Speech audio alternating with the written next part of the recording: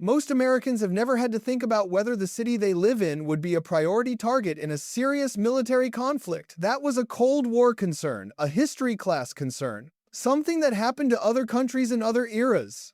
That assumption is getting harder to justify. The global security environment has shifted faster in the last 4 years than in the previous 40. And the question of which American cities carry genuine strategic risk and which do not is no longer a theoretical exercise for defense analysts.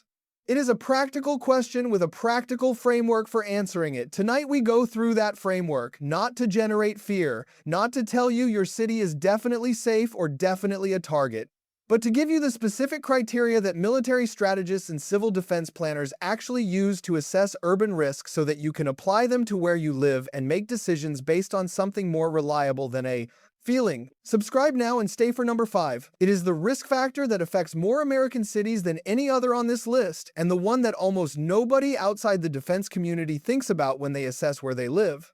1. Military and defense infrastructure concentration. The first and most straightforward targeting criterion in any serious military conflict is the concentration of active military infrastructure. Major naval bases, Air Force installations, Army and Marine Corps command centers, nuclear weapons storage facilities, and missile defense infrastructure represent the highest priority target set in any peer or near-peer conflict scenario. If you live within 30 to 50 kilometers of a major active military installation, your proximity to a high-priority target is a real factor in your risk assessment. This does not mean your city itself is a target. It means the target exists in your geographic vicinity, and the consequences of a strike on that target extend well beyond the installation perimeter. Look up the major military installations within 50 kilometers of your location. Assess their strategic significance. A reserve training facility carries a different risk profile than an active carrier strike group home port or a nuclear weapons storage site. Know what is near you and what category of target it represents.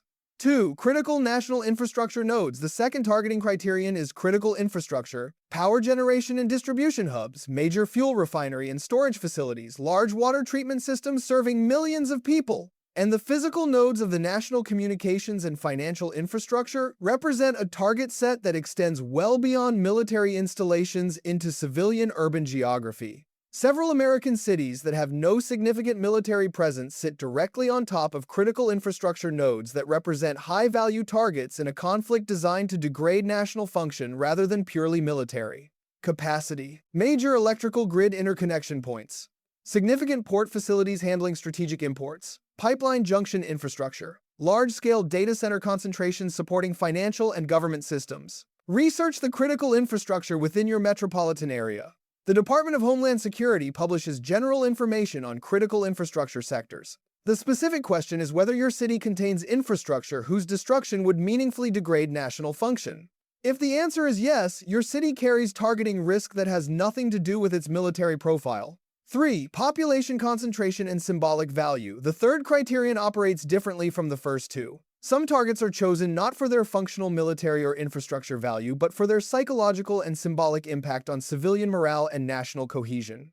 The largest American cities carry this risk profile regardless of their military or infrastructure significance. Cities above roughly 1 million in population represent concentration targets whose disruption produces cascading effects on the national economy, on population movement, and on the psychological stability of the broader civilian population. The 10 largest American metropolitan areas carry this targeting risk profile by virtue of their size and symbolic significance alone. If you live in or immediately adjacent to a major metropolitan area, population concentration is a real factor in your risk assessment independent of everything else on this list.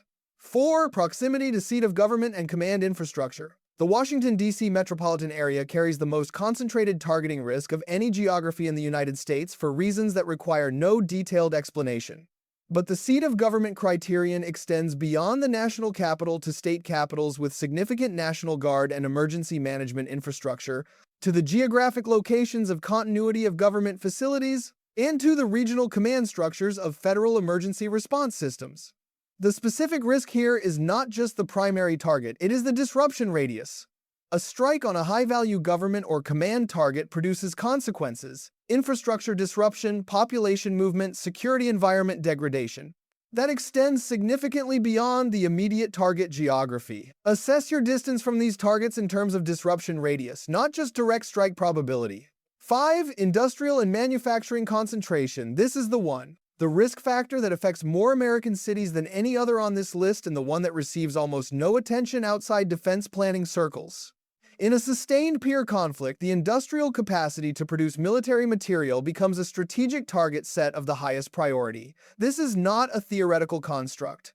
It is the documented targeting logic of every major industrial era conflict, including the Second World War, where industrial centers across Europe and Asia were systematically targeted specifically because their production capacity sustained the opposing war effort. The American cities that sit on top of significant defense manufacturing, aerospace production, steel and aluminum production, semiconductor fabrication, shipbuilding, and vehicle manufacturing represent a target set whose risk profile most of their residents have never considered.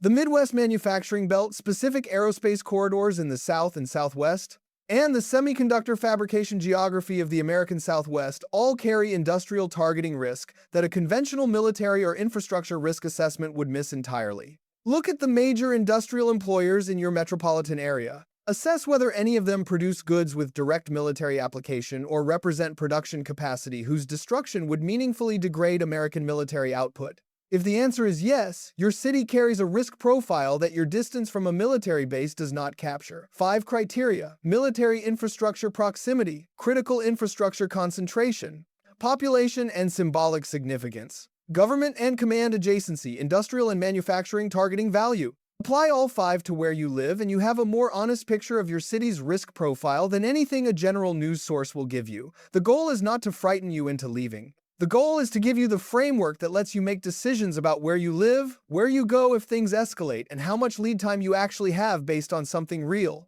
Most cities score low on most of these criteria. Some score high on 1 or 2. A small number score high on several simultaneously. Knowing which category your city falls into is the beginning of a real preparedness assessment, not the end of it. Drop a comment below and tell me which of these 5 criteria applies to your city and how you are thinking about it.